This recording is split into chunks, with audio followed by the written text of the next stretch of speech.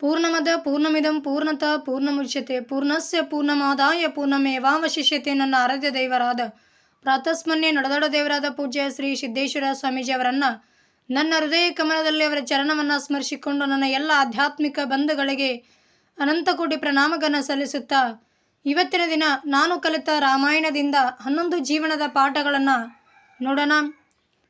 1ನೇ ಜೀವನದ ಪಾಠ, ನಾವು ಎಷ್ಟೇ ಲೇಟಾದರೂ ಕೂಡ ಸತ್ಯದ ಗೆದ್ದೇ ಗೆಲ್ಲುತ್ತದೆ ಎಂಬ ನಂಬಿಕೆ ನಮಗಿರಬೇಕು. ಅವಸರದಲ್ಲಿ ಸುಳ್ಳಿನ ಪರ ನಿಲ್ಲುವುದರ ಬದಲಾಗಿ ತಡವಾದರೂ ಸಹಿತ ಸತ್ಯದ ಪರವಾಗಿ ನಾವು ನಿಲ್ಲಬೇಕು. ಜೀವನದ ಪಾಠ 2, ನಾವು ದುಃಖದಲ್ಲಿರುವಾಗ ಇಲ್ಲವೇ ಸಂತೋಷದಲ್ಲಿರುವಾಗಲೂ ನಾವು ಯಾರಿಗೂ ಕೂಡ ಮಾತನ್ನು ಕೊಡಲೇಬಾರದು. ಜೀವನದ ಪಾಠ 3, ಯಾವಾಗಲೂ ನೆಗೆಟಿವ್ ಜನರಿಂದ ದೂರವಿರಬೇಕು ಮತ್ತು ದುಷ್ಟರ ಸಲಹೆ ತೆಗೆದುಕೊಳ್ಳಲೇಬಾರದು. ಜೀವನದ ಪಾಠ 4, ಜನ ನಮ್ಮನ್ನು ಗೌರವಿಸಬೇಕೆಂದರೆ ಶ್ರೀರಾಮನಂತೆ ನಮ್ಮನ್ನು ಅನ್ಯಾಯ ಮಾಡಬೇಕೆಂದರೆ ನಾವು ನಮ್ಮ ಡ್ಯೂಟಿಯನ್ನು ಸರಿಯಾಗಿ ಮಾಡಬೇಕು. ನಮ್ಮ ಬಾಳ ಸಂಗಾತಿಗೆ ನಿಷ್ಠರಾಗಿರಬೇಕು. ನಮ್ಮ ವೈರಿಯನ್ನು ಗೌರವಿಸಬೇಕು. ನಮ್ಮಲ್ಲಿ ಕೂಡ ನಾಯಕತ್ವ ಗುಣ ಆಲ್ರೆಡಿ ಇದೆ ಅಂದಮೇಲಿಂದ ನಾಯಕತ್ವವನ್ನು ತೆಗೆದುಕೊಂಡು ಮುನ್ನುಗ್ಗಬೇಕು. ಯಾವಾಗಲೂ ಒಳ್ಳೆಯವರೊಂದಿಗೆ ದೋಸ್ತಿಯನ್ನು ಮಾಡಬೇಕು. ಜೀವನದ ಪಾಠ 5, ಒಗ್ಗಟ್ಟು ಮತ್ತು ಸಹೋದರರ ಸಹಾಯ ಹಾಗೂ ಮಿತ್ರರ ಸಹಾಯ ನಮಗಿದ್ದರೆ ನಾವು ನಮ್ಮ ಜೀವನದಲ್ಲಿ ಬರುವ ಎಲ್ಲ ದೊಡ್ಡ ಚಾಲೆಂಜಸ್ಗಳನ್ನು ಈಸಿಯಾಗಿ ಫೇಸ್ ಮಾಡುತ್ತೇವೆ.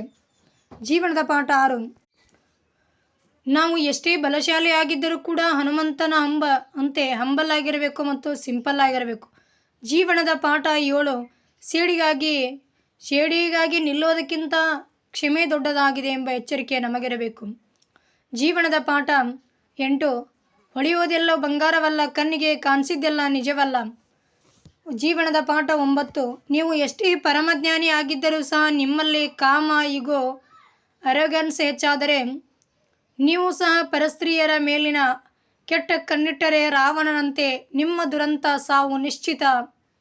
ಇದು ನಿಮ್ಮ ಗಮನದಲ್ಲಿರಬೇಕು. ಜೀವನದ ಪಾಠ 10, ನಾವು ನಮ್ಮ ಲೈಫ್ನ ಒಂದು ಬಾಳ ಸಂಗಾತಿಗೆ ನಿಯತ್ತಾಗಿದ್ದರೆ ಇಡೀ ಜಗತ್ತು ನಮ್ಮನ್ನು ಪ್ರೀತಿಸುತ್ತದೆ, ಗೌರವಿಸುತ್ತದೆ ಮತ್ತು ಪೂಜಿಸುತ್ತದೆ, ಆರಾಧಿಸುತ್ತದೆ. ಜೀವನದ ಪಾಠ 11 ಮತ್ತು ಕೊನೆಯದಾಗಿ, ನಾವು ಸಹ ಶಬರಿಯಂತೆ ತಾಳ್ಮೆ, ಶ್ರದ್ಧೆ, ಭಕ್ತಿಯಿಂದ ಕಾದರೆ ನಮ್ಮ ಭಕ್ತಿ ನಿಜವಾಗಿದ್ದರೆ ಆ ದೇವರು ಖಂಡಿತ ನಮ್ಮನ್ನು ಹುಡುಕಿಕೊಂಡು ಬಂದು ಕೂಡ ದರ್ಶನ ಕೊಟ್ಟೇ ಕೊಡುತ್ತಾನೆ ಎಂಬ ಬಲವಾದ ನಂಬಿಕೆಯನ್ನು ನಂಬಲೇಬೇಕು. ನನ್ನ 2 ನುಡಿಗಳನ್ನು ಗುರುಚರಣಕ್ಕೆ ಅರ್ಪಣೆ ಮಾಡುತ್ತೇನೆ. ಹರಿ ಓಂ ತತ್ಸಂ. ಸರ್ವೇ ಜನ ಸುಖಿನೋ ಭವಂತು. ಸನ್ಮಂಗಳಾದಿ.